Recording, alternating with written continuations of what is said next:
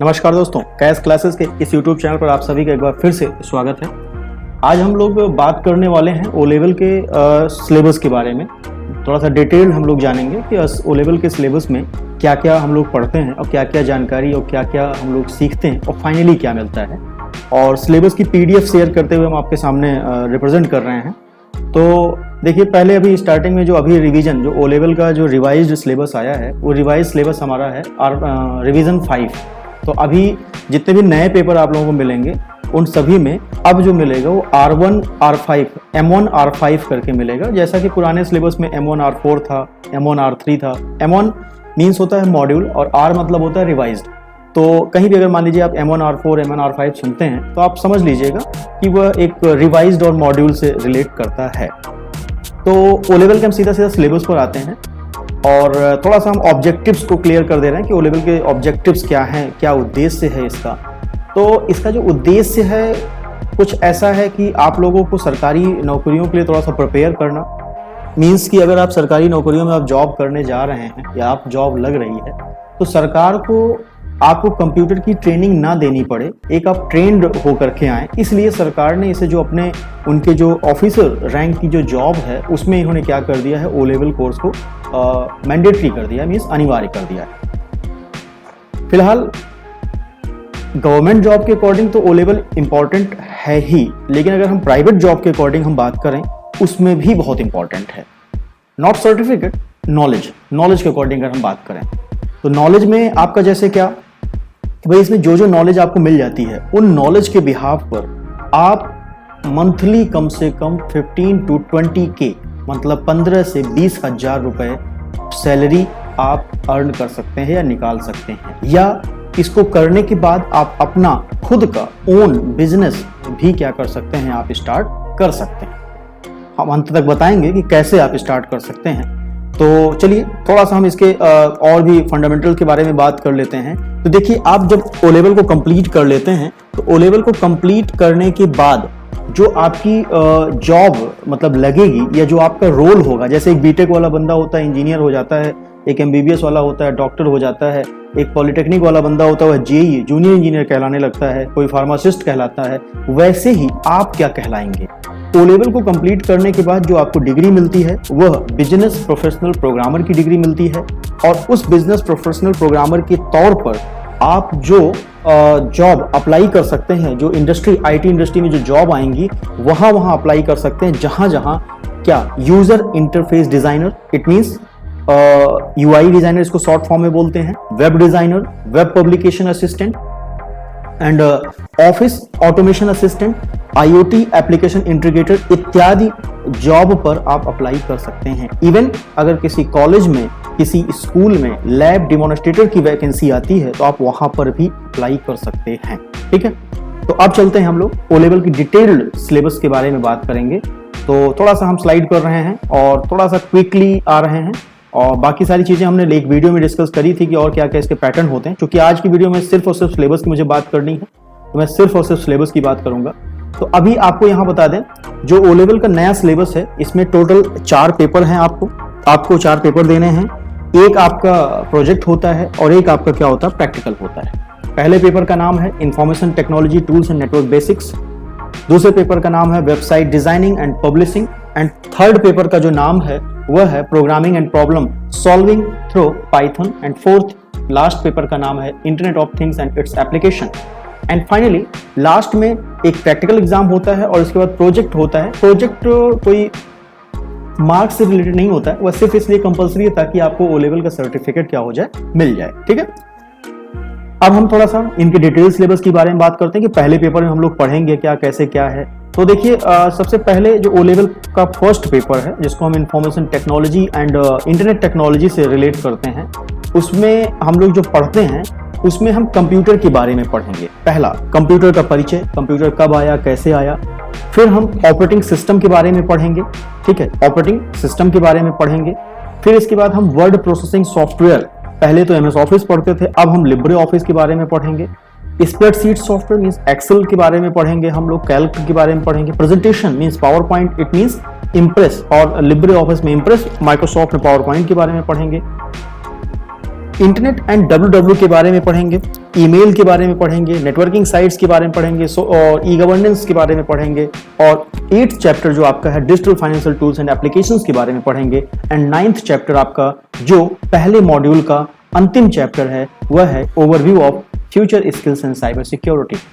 मतलब आईटी का फ्यूचर में क्या उपयोग है, क्या स्किल्स आपकी मतलब जो फ्यूचर में आने वाली हैं उनको आप लर्न करें, वो थोड़ा सा यहाँ पे आपको अवेयर किया जाएगा। तो ये हो गया आपका फर्स्ट मॉड्यूल। इसके बाद हम चलते हैं अपने सेकंड मॉड्यूल पर कि सेकंड मॉड्यूल पर हम लोग क्या पढ़ेंगे। मार्क्स डिटेल वगैरह इसी से आपका आता है। 10 क्वेश्चन पहले से, 20 नंबर का क्वेश्चन तीसरे से, टोटल 100 नंबर का क्वेश्चन होता है। इसमें MCQ और डिस्क्रिप्टिव दोनों इन्वॉल्व होता है आपका, तो उस अकॉर्डिंग हमें 50-50 का रेशियो होता है। तो एक वीडियो में बताया गया, वो आपको जो है इंफॉर्मेशन बार पे आपको नीचे लिंक में दिया गया है, ऊपर आपका फ्लैश हो रहा है। इसके बाद आपका हम दूसरे पेपर की बात करते हैं। बार बार मैं कह रहा हूँ कि इस पेपर के बारे में जितनी भी आपकी पेपर से संबंधित मार्क्स वगैरह संबंधित जो भी जानकारी है, हमारी प्लेलिस्ट है उस O लेवल की, उस प्लेलिस्ट में आप जाएंगे तो उसमें आपको मिल जाएगा। ठीक है, तो आप उस वीडियो को जरूर देखें, और उसका इन्फॉर्मेशन मैं इन्फो बार में मैं आपको दे भी दे रहा हूँ। इसके बाद हमारा पेपर नंबर 2 है web designing and web publishing. क्या है?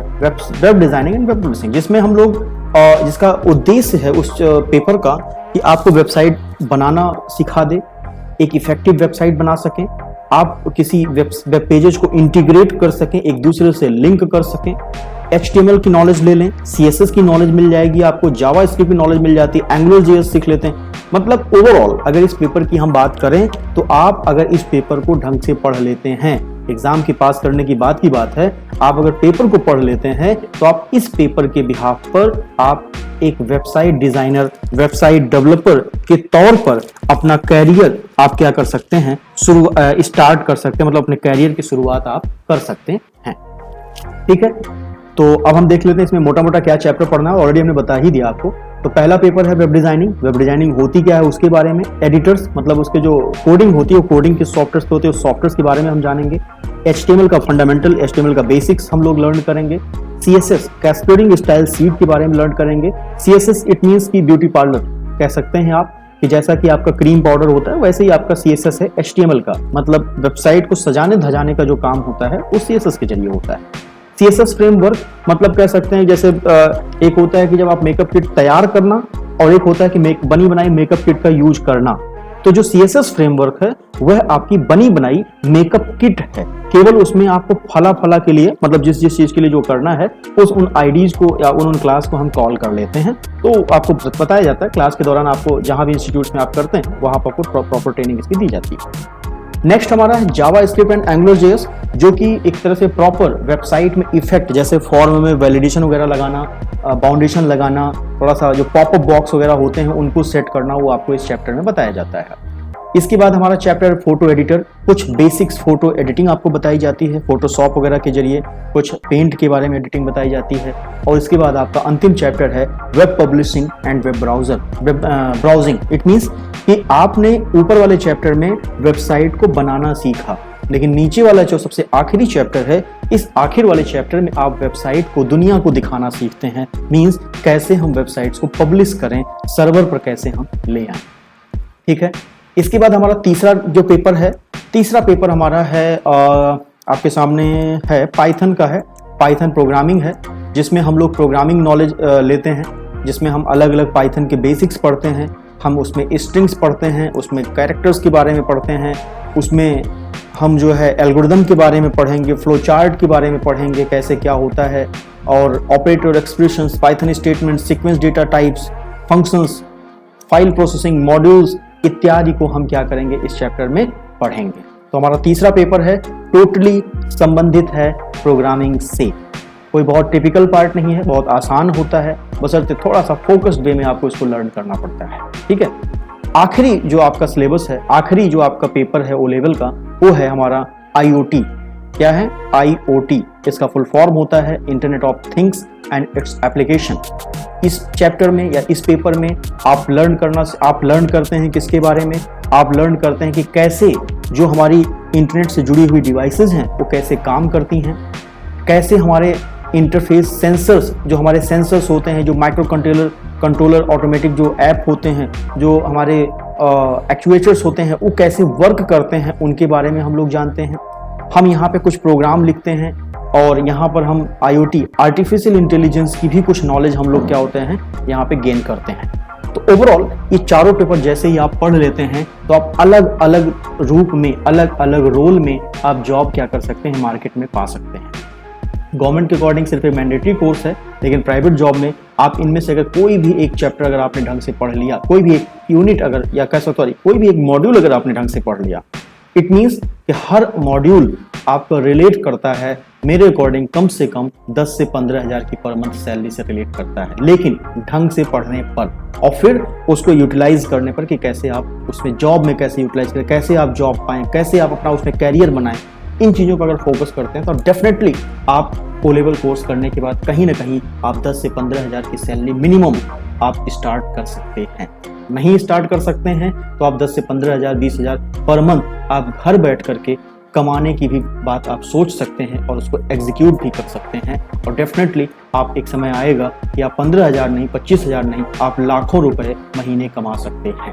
ठीक, तो ये रही बात। आज हमने केवल O लेवल के 4 पेपर जो आपके हैं उनके बारे में बताया है, बहुत ज़्यादा नहीं, सिर्फ शॉर्ट डिस्क्रिप्शन। ये हमारे आज की वीडियो सिर्फ और सिर्फ O लेवल के सिलेबस के बारे में था, आउटलाइन सिलेबस के बारे में था और डिटेल्ड जानकारी इसकी जो मार्क्स वगैरह से संबंधित तो बार बार मैंने बोला है वीडियो के बीच में, उसकी संबंधित वीडियो हमारी पड़ी हुई है, आप प्लेलिस्ट में जाके देखें। उसमें O लेवल क्या होता है इस वाले वीडियो में टाइटल के साथ बताया गया है, आप उसको ध्यान से देखें। और अगर ये जानकारी समझ में आई हो तो आप लोगों को शेयर करते रहें और किसी अन्य प्रकार की क्वेरी के लिए आप हमें कमेंट करके या हमारी वेबसाइट caschclasses.com पर जा करके भी आप अपनी इन्फॉर्मेशन दे सकते हैं। Thank you for watching.